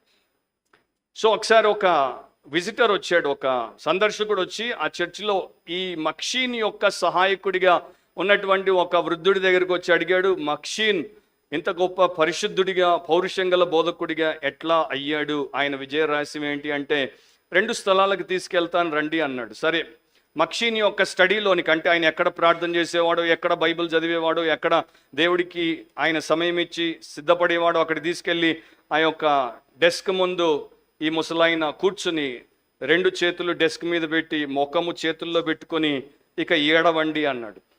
మక్షీన్ స్టడీలో ఇట్లా ఏడ్చేవాడు, నశించే ఆత్మల కొరకు ఏడ్చేవాడు, రక్షించబడినటువంటి వారిని శిష్యులుగా చేయడం కోసం ఏడ్చేవాడు. అది అయిపోయిన తర్వాత 2వ స్థలానికి రండి అని చెప్పి చర్చిలో ఒకరు తీసుకుని వచ్చాడు. చర్చి లోపల పుల్పిట్కి ఎక్కాడు. పుల్పిట్కి ఎక్కిన తర్వాత పూర్తిగా ఈ పుల్పిట్ మీద ఇట్లా వంగండి, చేతులు చాపండి, ముందున్నటువంటి వారి వైపు చూసి ఏడవండి, అట్లా ఏడ్చి బోధించాడు. అందుకే ఆయన ప్రపంచాన్ని తాకాడు. ఆయన తన ప్రభు అయినటువంటి యేసుక్రీస్తుకు నిజమైన దాసుడు అని ఆ వృద్ధుడు చెప్పాడు. సో అందుకనే మక్షీన్ని ఇంకా గౌరవించడం, ఆయన ద్వారా ప్రభావితం అవ్వడం అనేది బైబిల్ ప్రకారము ఎంతోమందికి దేవుడు చేశాడు. సో ఆ పట్టణాన్ని చూసినప్పుడు దాని విషయమై ఏడ్చాడు. యెరూషలేము గురించి బైబిల్లో చాలా రాయబడ్డాయి. నేను జస్ట్ ఒక్కొక్క మాట మీకు చెప్పుకుంటూ పోతాను, గమనించండి. యెరూషలేము పరిశుద్ధ పట్టణం, దానిని చూసి యేసు ఏడ్చాడు. యెరూషలేము ప్రసిద్ధికి ఎక్కిన పట్టణం, దానిని చూచి యేసు ఏడ్చాడు. యెరూషలేము దేవుని పట్టణం, దానిని చూచి యేసు ఏడ్చాడు. యెరూషలేము దావీదు పట్టణం, దానిని చూచి యేసు ఏడ్చాడు. యెరూషలేము మహారాజు పట్టణం, దానిని చూచి యేసు ఏడ్చాడు. యెరూషలేము దేవాలయము గల పట్టణము, దానిని చూచి యేసు ఏడ్చాడు. యెరూషలేము ప్రభావము గల పట్టణము, దానిని చూచి యేసు ఏడ్చాడు. యెరూషలేము సుందరమైన పట్టణము, దానిని చూచి యేసు ఏడ్చాడు. యెరూషలేము సర్వభూమికి సంతోషకరమైన పట్టణము, దానిని చూచి యేసు ఏడ్చాడు. యెరూషలేం ప్రపంచము మధ్యలో ఉన్న పట్టణము, దానిని చూచి యేసు ఏడ్చాడు. And same Jesus is weeping over the church today. అదే యేసు ఈ రోజున ప్రపంచమంతా ఉన్నటువంటి క్రైస్తవ సంఘాన్ని చూసి ఏడుస్తున్నాడు. అన్యులను చూసి ఎట్లాగూ ఏడుస్తాడు, కానీ తన ప్రజలుగా చెప్పుకుంటూ తనతో సంబంధం లేని వారిని చూసినప్పుడు, తనకు అంకితం కాని వారిని చూసినప్పుడు ఇంకా ఎక్కువ ఏడుస్తాడు. బయట పిల్లవాడు తాగుబోతయ్యాడు, వాడు చచ్చిపోయాడు అంటే మనకి బాధ అనిపిస్తుంది. కానీ మన కొంత కొడుకు, మన సొంత కూతురు డ్రగ్స్కి అలవాటు పడి చచ్చిపోయారంటే దాని బాధ వీళ్ళ బాధ కన్నా ఎక్కువ. సో వరల్డ్ని బట్టి జీసస్ ఏడుస్తాడు, కానీ చర్చ్ని బట్టి ఇంకెక్కువ ఏడుస్తున్నాడు. ఒక ప్యూరిటన్ భక్తుడు ఇట్లా అన్నాడు, యేసు విశ్వాసి, నీవు ఆయన లోకాన్ని చూచినట్టు దాని యొక్క నిజత్వంలో చూడడం నేర్చుకో. ఆయన దేనిని బట్టి బాధపడ్డాడో దాన్ని బట్టి బాధపడడం నేర్చుకో. లోకంలో ఉన్నటువంటి మోసపూరితమైనటువంటి విషయములను బట్టి అనవసరంగా ఉత్తేజపడిపోవద్దు. ఆ యొక్క ఫాల్స్ ఎక్సైట్మెంట్, ఆ అబద్ధపు ఉత్తేజము, ఆ యొక్క ఫాల్స్ స్టాండర్డ్స్, ఆ యొక్క నకిలీ ప్రమాణాలు ఈరోజు మీకున్నాయి, కానీ రేపు తీర్పులో కాలిపోతాయి. వాటిని బట్టి నీవు సంతోషించకూడదు. యేసు చూసినట్టు లోకాన్ని చూడడం నేర్చుకో. రెండవది ఆయన అంటాడు, యేసు పాపమును బట్టి దుఃఖపడి ఏడ్చాడు, మనం కూడా పాపమును బట్టి దుఃఖపడి ఏడ్చేవారముగా ఉండాలి. అప్పుడు మనం పాపానికి దూరంగా ఉంటాం, పాపాన్ని మనము హతమారుస్తాం. ఎందుకంటే ప్రపంచంలో, మానవ జీవితంలో అన్నిటికన్నా ఘోరమైనది, దుర్భరమైనది ఏదైనా ఉంది అంటే అది పాపమే. అది పేదరికం కాదు, అది అనారోగ్యం కాదు, అది ఇతరులు మనల్ని నానా మాటలతో దూషించుట కాదు, లోకమంతా మనల్ని చీదరించుకొనుట కాదు.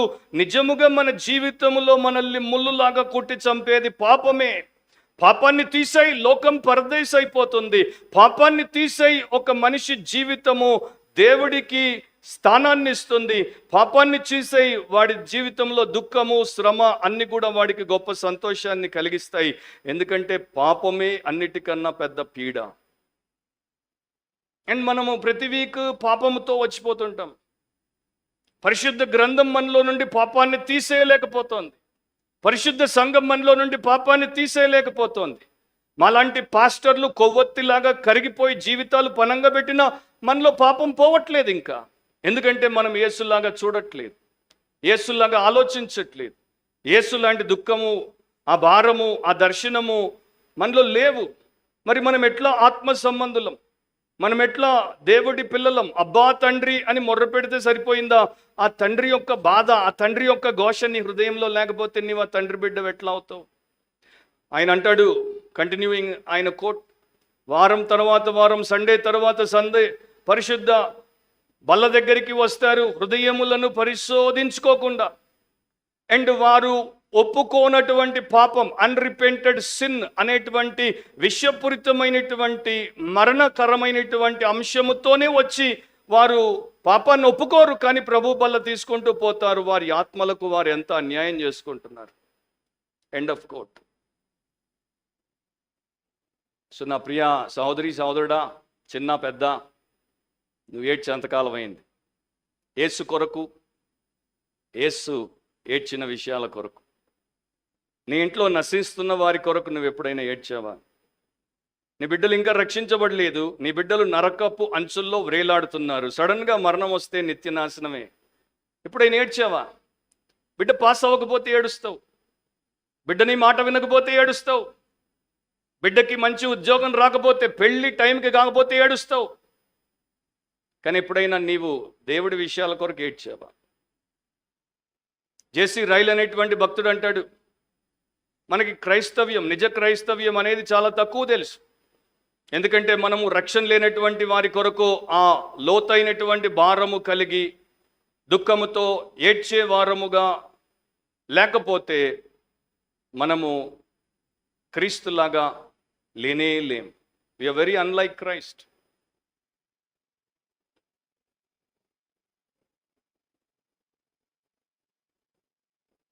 సో ఆలోచించు. చెప్పడానికి నా దగ్గర ఇంకా నోట్స్ ఉంది. అంటే రోజు ఏడవాలా బ్రదర్? చెప్పట్లా నేను రోజు ఏడవమని. కానీ మీ లైఫ్కి అది ప్రయారిటీ అయితే, నశించే ఆత్మ కొరకు నీవు దుఃఖించుట ప్రయారిటీ అయితే,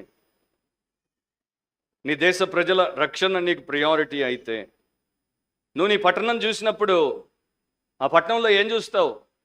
నరకానికి పోతున్నటువంటి లక్షల మంది. హైదరాబాద్ని నువ్వు చూసినప్పుడు 1 కోటి కన్నా ఎక్కువ ఉన్నారు, అంటే 100 లక్షల కన్నా ఎక్కువ ఉన్నారు. రక్షించబడినటువంటి వారు చాలా తక్కువ. వారిని ప్రతిరోజు మనం చూసినప్పుడు ఏం చూస్తున్నాం? వారందరూ నరకానికి పోతున్నారు, వారు దేవుణ్ణి మహిమపరచట్లేదు. వారిని చూసినప్పుడు మనకి చీమ గుట్టినట్టు కూడా బాధ అనిపించకపోతే మనలో ఏదో తప్పు ఉంది. అది కూడా మనమే చెప్పుకుంటాం, ప్రభు త్వరలో వస్తున్నాడు. ఫేస్బుక్లో పోస్ట్ పెడతారు, Jesus is coming soon. So what brother? Are you crying? Are you weeping? Because he is coming soon, so many will go to hell, so many should be saved. అట్లాంటప్పుడు నువ్వేం చేయాలి? ఎప్పుడెప్పుడు ఏడవాలి అని అడగాలా, లేకపోతే ఎంత ఏడ్చినా తక్కువే అనుకోవాలా? సో చిన్న చిన్న విషయాల కొరకు ఎవరు చెప్పకుండానే ఏడుస్తాం. ఆపాలి వారు మనల్ని, ఏడుపు ఆపు నాయన, ఆపు నాయన, ఆపు నాయన. సిగ్గుకరమైనటువంటి విషయం. సిల్లీ థింగ్స్ కొరకు ఏడుస్తాం. కౌన్సిలర్గా నేను ఉన్నాను కదా, నా దగ్గరికి కౌన్సిలింగ్ కోసం వస్తారు, ఇప్పుడు రాకుండా పోతారేమో. వారు చెప్పేటువంటి విషయాలు, వారి దుఃఖము, వారి బాధ మనిషిలాగా నేను అర్థం చేసుకోగలను. కానీ వారు ఒక క్రిస్టియన్ అని చెప్పినప్పుడు, వారు మేము బైబిల్ చదువుతాం, మేము ప్రార్థన చేస్తాం, మేము చర్చ్కి రెగ్యులర్గా వెళ్తాం, మాకు దేవుడి యొక్క దర్శనం ఉంది, భారం ఉంది, మేము ఆత్మీయంగా ఎదగాలనుకుంటున్నాం, ఆత్మతో నింపబడి వాడబడాలనుకుంటున్నాం అని చెప్పేటువంటి వారు చిల్లర విషయాల కొరకు ఏడ్చి బాధపడి నా దగ్గర కౌన్సిలింగ్కి వచ్చినప్పుడు నేను పోయి ఏడుస్తా.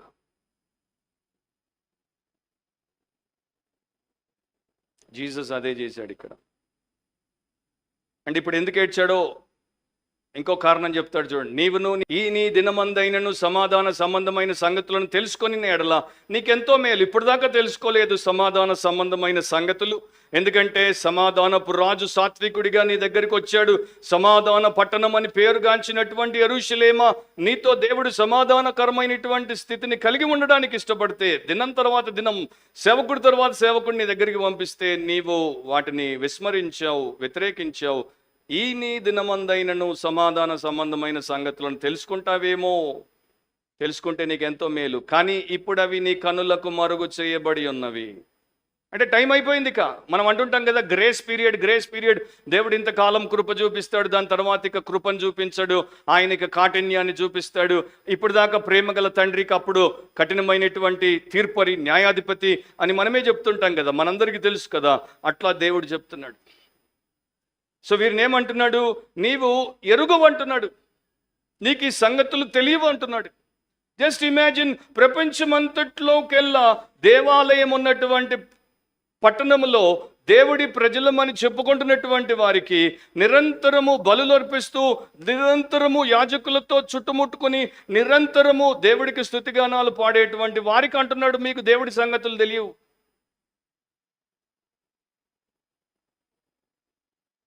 సో ఈ రోజున క్రిస్టియన్స్కి ఎంతమందికి బైబిల్ తెలుసు, ఎంతమందికి తెలిసిన బైబిల్ని ఎంతవరకు పాటించడం తెలుసు? వారికి ఎన్నో రకాలైనటువంటి కుటిల బుద్ధులు ఉన్నాయి. వాక్యమును ఎట్లా నల్ అండ్ వాయిడ్ చేసి అనుకున్నది చేయాలనుకుంటారో అది చేయడానికి. అట్లాంటి వాళ్ళందరికీ దేవుడి సంగతులు నిజంగా తెలియవు. అవి నీ కంటికి మరుగు చేయబడి ఉన్నవి, నీ కన్నులకు కనబడట్లేదు అవేంటో.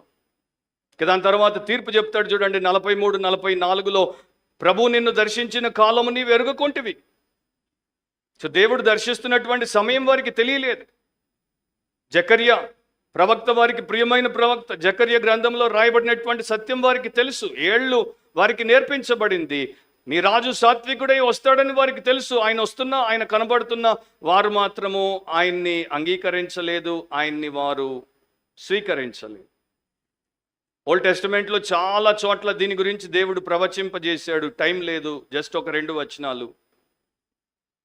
The time of your visitation, అది ఓల్డ్ టెస్టిమెంట్లో ఫ్రీక్వెంట్ ఫ్రేజ్ అన్నమాట, తరచూ వాడబడేటువంటి వ్యాఖ్య. దాని అర్థం ఏంటంటే తీర్పు దినాన్ని, ప్రళయాన్ని సృష్టించడానికి దేవుడు వస్తున్నాడు. యెషయా గ్రంథం 10వ అధ్యాయం 3వ వచనంలో ఇట్లా రాయబడి ఉంది. దేవుడు అంటున్నాడు, దర్శన దినమున, దూరము నుండి వచ్చు ప్రళయ దినమున మీరేమి చేయుదురు? సహాయము నొందుటకు ఎవరి యొద్దకు పారిపోవుదురు? మీ ఐశ్వర్యమును ఎక్కడ దాచుకొందురు? ఇర్మియా 8:12లో అంటాడు, తాము హేయమైన క్రియలు చేయుచున్నందున సిగ్గుపడవలసి వచ్చెను, కానీ వారేమాత్రమును సిగ్గుపడరు. అవమానము నొందితిమని వారికి తోచనే లేదు, కనుక పడిపోవు వారిలో వారు పడిపోవుదురు. నేను వారిని విమర్శించు కాలమున, విమర్శించు అంటే జడ్జి చేసే కాలమున వారు తొట్టిల్లుదురని యెహోవా సెలవిచ్చుచున్నాడు. సో యేసును గురించి వందల వచనాలు ఓల్డ్ టెస్టిమెంట్లో వారికి వినబడ్డాయి, వారికి కనబడుతున్నాయి, కానీ వారు యేసును అంగీకరించట్లేదు. ఆయన వచ్చి వారి మధ్య 3.5 సంవత్సరాలు విపరీతమైన అద్భుతాలు చేశాడు.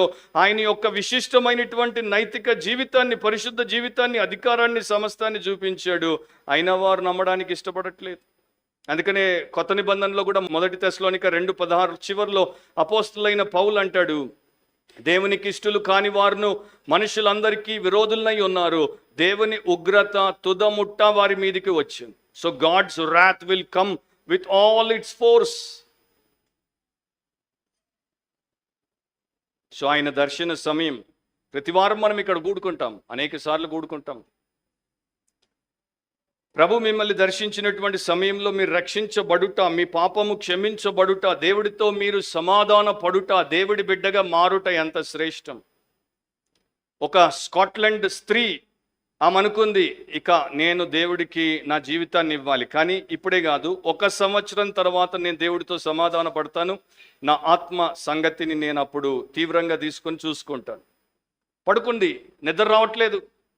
మళ్ళీ లేచి మళ్ళీ రాసింది, 1 నెల తర్వాత నేను దేవుడితో సమాధాన పడతాను, నా ఆత్మ సంగతి అప్పుడు నేను తీవ్రంగా తీసుకుంటాను, అయినా నిద్ర రావట్లేదు. మళ్ళా లేచి మళ్ళా కింద లైన్ రాసింది, పై 2 లైన్లు కొట్టేసింది. 1 ఇయర్ 1 మంత్ కొట్టేసింది. ఇప్పుడు 1 వీక్ తర్వాత, 1 వారం తర్వాత నేను దేవుడితో సమాధాన పడతాను, నా ఆత్మ సంగతి తీవ్రంగా తీసుకుంటాను. నిద్ర వచ్చేసింది, పడుకుంది. నెక్స్ట్ డే ఒక విందుకు వెళ్ళింది, తర్వాత ఇంకో విందుకు వెళ్ళింది. విందు నుండి వస్తున్నప్పుడు సడన్గా సిక్నెస్ వచ్చింది, అనారోగ్యం వచ్చింది. కరెక్ట్గా 3వ రోజున, అంటే వారానికి ఇంకా సగములోనికి కూడా రాకముందు 3వ రోజున ఆమె హఠాత్తుగా చనిపోయింది. కానీ చనిపోతున్నప్పుడు ఒక కేక వేసి చనిపోయింది, I'm a week to late, I'm last. నేను 1 వారం ఆలస్యం చేశా, నేను నశించిపోయా. ఆ మాటలతో చచ్చిపోయింది. సో నా ప్రియ సహోదరి సహోదరులారా, మనం ఎంత సమయం ఆలస్యం చేయొచ్చు, ఎంత సమయం జాప్యం చేయొచ్చు, ఎంత సమయం దేవుడిని వెయిటింగ్లో పెట్టచ్చు. మీ ఇంటికి వచ్చిన వారిని మీరు కలవడానికి 5 మినిట్స్, 10 మినిట్స్, 15 మినిట్స్ మీరు వేరే పనిలో ఉంటే, మీరు స్నానం చేస్తూ ఉంటే, మీరు భోజనం వండుతూ ఉంటే, మీరు సరైన వస్త్రాలు వేసుకోకపోతే వారిని కూర్చోబెట్టండి, నేను వస్తాను అని 5 మినిట్స్, 10 మినిట్స్ వెయిటింగ్లో పెడతారు. దేవుడిని ఎంతసేపు వెయిటింగ్లో పెట్టచ్చు? ప్రభువా ఇంకా 10 ఏళ్ళు ఆగు, నేను పాపములో పండితుడిని అవుతా, అప్పుడు నిన్ను నమ్ముకుంటా. అప్పుడు మొత్తం అంతా కడిగి. ప్రభువా నాతో అంటుంటారు యవనస్తులు, మీరంటే ఏంటన్నా, మీరు అన్నీ చేసి ఇప్పుడు నమ్ముకున్నారు, మేము ఇంకా బిగినింగ్లో ఉన్నాం, ఏమి చేయొద్దా మేము? ఏం చెప్పాలి వాళ్ళకి? సో ఎంతకాలం వెయిట్లో పెడదాం? సంవత్సరం పెడదామా, నెల పెడదామా, వారం పెడదామా, దినం పెడదామా, నిమిషం పెడదామా, సెకండ్ పెడదామా? ఆయన్ని వెయిటింగ్లో పెడుతున్నామంటే లైఫ్ని వెయిటింగ్లో పెడుతున్నాం, జీవితాన్ని వెయిటింగ్లో పెడుతున్నాం. నేను ఇంకా మరణించే ఉంటా, నాకు లైఫ్ వద్దు అంటున్నాం. లైట్ని వెయిటింగ్లో పెడుతున్నాం, నేను ఇంకా చీకట్లోనే ఉంటా, నాకు వెలుగొద్దు అంటున్నాం. లిబర్టీని వెయిటింగ్లో పెడుతున్నాను, నేను ఇంకా బందీగానే ఉంటా, పందిలాగా రొచ్చులో దొర్లుతూ ఉంటా, ఇంకా నాకు ఇప్పుడే స్వచ్ఛత స్వాతంత్రం వద్దంటున్నాం. ఆలోచించండి, ఎంతకాలం వెయిటింగ్లో పెడతారు? కనుక నీ శత్రువులు నీ చుట్టూ గట్టుగట్టి ముట్టడి వేసి అన్ని ప్రక్కలను నిన్ను అరికట్టి. ఆ మాటలు చూడండి, యేసుప్రభు ఎట్లా పలికాడో. కనుక నీ శత్రువులు నీ చుట్టూ గట్టుగట్టి ముట్టడి వేసి అన్ని ప్రక్కలను నిన్ను అరికట్టి, నీలోనున్న నీ పిల్లలతో కూడా నిన్ను నేల కలిపి, నీలో రాతి మీద రాయి నిలిచి ఉండనీయని దినములు వచ్చునని చెప్పాను. సో ఈ యొక్క మాటలు నెరవేరాయి బ్రదర్, నెరవేరాయి కరెక్ట్గా 40 ఏళ్ల తర్వాత. AD 70లో చరిత్రలోనికి మీరు వెళ్ళి చూసుకోండి, ఇవి యేసు పలికినటువంటి ప్రతి మాట నెరవేరింది. ఆయన చెప్పినట్టు తూచా తప్పకుండా నెరవేరింది. సో యెరూషలేము యొక్క శత్రువులు, దేవుడి ప్రజల యొక్క శత్రువులు వచ్చారు, చుట్టూ గట్టు కట్టారు. కట్టుట అంటే, గట్టంటే ఏంటో తెలుసా? మనం నది దగ్గర గట్లు కడతాం, అట్లాగే వీరు ఈ పట్టణము చుట్టూ గట్టు కట్టారు. దాని అర్థం ఏంటంటే మట్టితో గోడ కట్టడం, రాళ్లతో, రప్పలతో, కర్రలతో కలిపి గోడ కట్టడం. సో గట్టు కట్టారు అండ్ ముట్టడి వేశారు. ముట్టడి వేయడం అంటే దాని చుట్టూ వారు మొత్తం అంతా కూడా ఒక కంపతో అండ్ పదునైనటువంటి వాటితో, రాళ్లతో, రప్పలతో, మట్టితో ఎత్తుగా కట్టేస్తారు. లోపలోడు బయటికి రాడు, బయటోడు లోపలికి పోడు. దీన్ని ముట్టడి అంటారు. గట్టు కట్టారు, ముట్టడి వేశారు, దిగ్బంధించి పెట్టేశారు యెరూషలేముని. ఇక చరిత్ర మనకేం చెప్తుందంటే, AD 66లో క్రీస్తు శకము 66వ సంవత్సరంలో యూదులు రోమ్కి వ్యతిరేకంగా తిరుగుబాటు చేశారు. అండ్ రోమన్ సైన్యం వచ్చింది, కానీ యూదులను అణచడానికి, నాశనం చేయడానికి, యెరూషలేమును పట్టడానికి 4 ఏళ్ళు పట్టింది. ఎందుకంటే యూదులు ప్రతిఘటించారు. యెరూషలేము ఒక కొండ మీద ఉంది కనుక చుట్టూ ప్రాంతము అంత అనుకూలంగా ఉండదు గనుక, బయట నుండి వచ్చేవాడు యెరూషలేమును తొందరగా పట్టుకోలేడు గనుక రోమన్ సైన్యానికి చాలా ఇబ్బందులు ఎదుర్కోవాల్సి వచ్చింది. కానీ వారు దేవుడి మాటలు నిజము చేశారు. ఎంపరర్ వెస్పాసియన్ కుమారుడు జనరల్ టైటస్, ఆయన పేరు, 10th legion of Rome. Titus అనే జనరల్ కింద, అధికారము కింద యెరూషలేముని చుట్టూ గట్టుగట్టింది, తర్వాత ముట్టడేసింది, తర్వాత దాన్ని బయట నుండి లోపలికి, లోపల నుండి బయటికి ఎవరు రాకుండా పోకుండా అరికట్టేసింది. దాని తర్వాత దొరికినోళ్ళను దొరికినట్టు చెట్లకు సిలువేసింది. అసలు చరిత్రలో జోసిఫస్ ఏమని రాస్తాడంటే, యూదులను ఎంతమందిని వారు సిలువేశారంటే, ఇంకొకడిని సిలువేయడానికి యెరూషలేము చుట్టుపక్కల ఒక్క చెట్టు కూడా వారికి దొరకలేదు. అంటే ఒక్క రాను కూడా దొరకలేదు, అంతమందిని సిలువేసేసారు. దొరికినోడిని దొరికినట్టు, లోపలున్నోళ్ళకి భయం అనిపించడానికి. 10 దినాల్లో ఈ సైన్యము పెద్ద 5 మైళ్ళ దూరం ఉన్నంత గోడను దాని చుట్టూ కట్టేశారు. అండ్ దానికి 13 బురుజులు కట్టారు, లేక టవర్స్ అంటారు కదా. అక్కడ నుండి రోమన్లు లోపల ఏం జరుగుతుందో గమనించడానికి ఆ సిటీని మొత్తం కూడా దిగ్బంధం చేశారు. సిటీ లోపల ఆహారం అయిపోయింది, కరువు వచ్చింది, రోగం వచ్చింది. లోపల ఒకరినొకరు మోసం చేసుకుంటున్నారు, ఒకరి మీద ఒకరు తిరగబడుతున్నారు, ఒకరినొకరు చంపుకుంటున్నారు, దొంగతనాలు ప్రారంభమైపోయాయి. జోసిఫసే రాస్తాడు, కొంతమంది అయితే తమ సొంత పిల్లలను మంటలో పెట్టి రోస్ట్ చేసి వారినే పీక్కు తినేశారు. నరమాంస భక్షకులైపోయారు ఈ దేవాలయం ఉన్నటువంటి యూదుల పట్టణంలో ఆ యూదులు. అండ్ వీధుల్లో చచ్చిన వారి మృత కలేబరాలు, ఎక్కడ పడితే అక్కడ మృత దేహాలు, అవి కుళ్ళిపోతున్నాయి. వాటిని పాతి పెట్టడానికి మనిషి దిక్కులేడు. అండ్ ఎంతగా అది ఉందంటే మరణ పట్టణం అయిపోయింది, సమాధాన పట్టణం. ఎవడైనా కనిపిస్తే బక్క చిక్కి కనిపిస్తాడు, అస్థిపంజరంలాగా కనిపిస్తాడు, కళ్ళు గుంటలు పడి కనిపిస్తాడు, ఒళ్ళు వాచిపోయి కనిపిస్తాడు. అండ్ అక్కడికి ఈగలు విపరీతంగా వచ్చాయి, పక్షులు విపరీతంగా వచ్చాయి, ఎందుకంటే మృతదేహాలు ఎక్కువ ఉన్నాయి. 143 రోజులు 70 ADలో 70వ సంవత్సరంలో 143 రోజులు రోమన్స్ ఆ పట్టణాన్ని సీజ్ చేసి దాన్ని పూర్తిగా తగలబెట్టి దాన్ని నేలమట్టం చేశారు. రోమన్ సైనికులైతే ఆ దేవాలయమును రాయి మీద రాయి లేకుండా తీసేశారు, దాన్ని తగలబెట్టి దాని మీద ఉన్నటువంటి బంగారం అంతటిని కరిగించుకున్నారు. యేసు చెప్పినటువంటి మాట టు ద డాట్ నెరవేరింది. ఇంత గొప్ప హిస్టరీ ప్రపంచంలో ఇంకే మతానికి లేదు. అయినా కూడా మనకి ఇంకా నమ్మడానికి హృదయం రావట్లేదంటే ఆన్సర్ నా దగ్గర లేదు. 10 లక్షల మందిని చంపేశారు. యేసు ఎందుకు ఏడ్చాడు? వారి ఆచారాన్ని చూసి ఏడ్చాడు, వారి అవివేకాన్ని చూసి ఏడ్చాడు, వారి అతిక్రమానికి వారు తెచ్చుకుంటున్నటువంటి తీర్పును చూసి ఏడ్చాడు. మనం కూడా ఇప్పుడు దేన్ని చూసి ఏడవాలి బ్రదర్? సంఘంలో ఉన్నటువంటి ఆచారం, ఆత్మీయత లేదు, ఆచారం. పండుగ పక్షులు అంటారు చూడండి, అట్లాంటి వారిని చూసినప్పుడు వారిలో ఆత్మీయత లేదు. Their spirit is dead but they are super spiritual on the outside. అట్లాంటి వారిని చూసినప్పుడు ఏడవకపోతే ఏం చేస్తాం? దాని తర్వాత అవివేకం. ఈ బైబిల్ దేవుడు ఇంత చక్కగా మన భాషలో మనకిచ్చాడు, దీన్ని మనము పట్టించుకోం, దీన్ని మనం తెరిచి చూడం. ఇప్పుడు మీకు ఎన్ని రిజరక్షన్ ఇయర్లో నాకు తెలియదు, ఆర్ మీ భాషలో చెప్పాలంటే, ఎందుకంటే వేరే వాళ్ళు కూడా వింటారు కనుక, మీరైతే నా సంఘస్థులు రిజరక్షన్ సర్వీస్ అని మీరు పైకైనా అంటారు, లోపల అనుకోకపోయినా. వాళ్ళైతే ఈస్టర్ అనుకుంటారు కదా యూట్యూబ్ వాళ్ళందరూ. సో మీరు ఎన్ని ఈస్టర్లు చేశారా ఇప్పుడు దాకా? ఎప్పుడైనా ఈ ప్యాసేజ్ని మీరు ధ్యానించి దాంట్లో యేసు ఎందుకు ఏడ్చాడు అన్న తెలుసుకునే ప్రయత్నం చేశారా?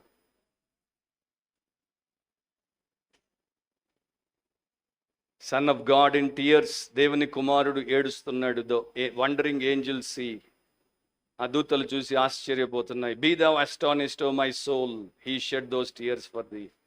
ఓ ఆత్మ, నీవు ఆశ్చర్యపడు, ఎందుకంటే ఆ కన్నీరు నీ కొరకే ఆయన కార్చాడు. ఒక భక్తుడు అంటాడు, the tears of Christ measure the value of your soul. నీ ఆత్మకున్నటువంటి విలువ యేసు కన్నీళ్లు కడుతున్నాయి.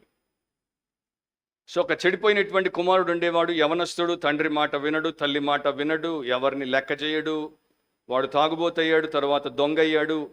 ఒకసారి దొంగతనం చేస్తూ దొరికాడు. దొరికినప్పుడు తండ్రి వాడిని పట్టుకొని వాడికి బుద్ధి చెప్తే వాడు తిరగబడ్డాడు. తండ్రి వాడిని ఏ ప్రకారం కూడా నయాన భయాన మార్చలేకపోయినప్పుడు తండ్రికి విపరీతమైనటువంటి వేదన వచ్చింది. ఆయన ఇంట్లో కుర్చీ మీద కూలబడి బోర్ని ఏడవడం మొదలుపెట్టాడు. అప్పటిదాకా తండ్రిని లెక్క చేయనటువంటి ఆ కుమారుడు కాసేపు ఆగాడు, కానీ తండ్రి పడి పెడబొబ్బలు పెట్టి ఏడుస్తుంటే, నీళ్లు కారిపోతుంటే అప్పటిక వాడికి ఒక్కసారి భయం వేసింది. ఎప్పుడు మా నాన్నని ఇట్లా చూడలేదు, ఇంత ఏడవడం నేను ఎప్పుడు చూడలేదని చెప్పి తండ్రి దగ్గరికి వచ్చి వాడు చెప్పాడు, నాన్న ఏడవద్దు, ఏడవద్దు, నువ్వెందుకు ఏడుస్తున్నావు అంటే, నేను నీవేమైపోతావో, నీవెంత నాశనానికి పోతావో అని ఏడుస్తున్నాను. నా హృదయం పగిలిపోయింది, నన్ను ఏడుపు ఆపమని చెప్పొద్దు. అప్పుడు ఆ పిల్లోడికి అప్పుడు అర్థమైంది. ఫస్ట్ టైం తన తండ్రిని అట్లా ఏడిపించినప్పుడు, తండ్రి అట్లా పెడబొబ్బలు పెట్టి ఏడుస్తున్నప్పుడు చూసి వాడు అన్నాడు, నాన్న నేను మారితే నువ్వు ఏడుపు ఆపుతావు కదా, నేను ఇంకెప్పుడు ఈ ప్రకారం బ్రతక, నీవు ఏడవడం ఆపేసి. కాసేపు అయిన తర్వాత తండ్రి ఏడుపు ఆపేశాడు. ఈ బిడ్డ కూడా జీవితాన్ని మార్చేసుకున్నాడు. ఒకవేళ ఆయన ఆ రోజు ఏడవకపోతే వాడు నాశనానికి పోయేవాడు. జీసస్ ఆ రోజు ఎందుకు ఏడ్చాడంటే మనందరం రక్షించబడ్డానికి. అండ్ ఈరోజు నీవు రక్షించబడ్డావంటే ఆయన కన్నీటి యొక్క ప్రతిఫలంగా. తలొంచు, కళ్ళు మూసుకో. యేసులాగా లోకాన్ని చూస్తే, యేసులాగా పట్టణాల్ని చూస్తే, యేసులాగా ప్రతి స్థితిని చూస్తే, యేసు మనస్సును కలిగిన వారముగా ఉంటే యేసులాగా మనము ఏడవకుండా ఉండలేం. మన కుటుంబాలు, మన సంఘాలు, మన సమాజాలు, మన దేశాలు, మన వ్యవస్థలు, మన చుట్టూ ఉన్నవి ఏవేవి వాక్యానుసారంగా లేవో వాటిని చూసినప్పుడు మనం ఏడవకుండా ఉండలేం. Why did Jesus weep? Yesu ఎందుకు ఏడ్చాడు? ఆయనే మనకి బయలుపరిచాడు. ప్రభువా, నేను నిన్నెంతో ఏడిపించినందుకు నన్ను క్షమించు. నేను నిన్ను తిరస్కరించినందుకు నన్ను క్షమించు. నేను ఆచారపు విశ్వాసిగా ఉన్నందుకు నన్ను క్షమించు. అజ్ఞానిగా ఉన్నందుకు నన్ను క్షమించు. నా అతిక్రమము ద్వారా నేను తీర్పులు తెచ్చుకున్నందుకు నన్ను క్షమించు. నాలో మారు మనసు లేదు, నాలో తగ్గింపు లేదు, నాలో లోబడే తత్వమే లేదు, నన్ను క్షమించు. నేను నిన్ను ఎంత ఏడిపించాను, నన్ను క్షమించు అని ప్రార్థన చేసుకుందాం. అండ్ నిజంగా దాని ప్రకారం దేవుడికి సమర్పించబడదాం. ఆ బిడ్డ మారాడు, తండ్రి ఏడుపు ఆపాడు. మనం మారితే మన ప్రభు కూడా ఏడవడు. ప్రేమగల మా తండ్రి, మీ వాక్యము ఏదైతే మీరు నాకు ఇచ్చారో దాన్ని నేను మీ సంఘానికి ఇచ్చాను. మీ వాక్యము ఆత్మలను రక్షించి క్రీస్తు పోలికలోనికి రూపాంతరపరిచి ఈ చివరి కొన్ని దినాల్లో వారిని రగల్చి రాకడ కొరకు సిద్ధపరిచినట్లు వాడుకోమని మేమందరము గంభీరమైన వాస్తవమైన విశ్వాస జీవితాన్ని జీవించుటకు సహాయం చేయమని యేసు ప్రభు శ్రేష్టమైన నామమును అడిగి ప్రార్థిస్తున్నాం తండ్రి. ఆమేన్.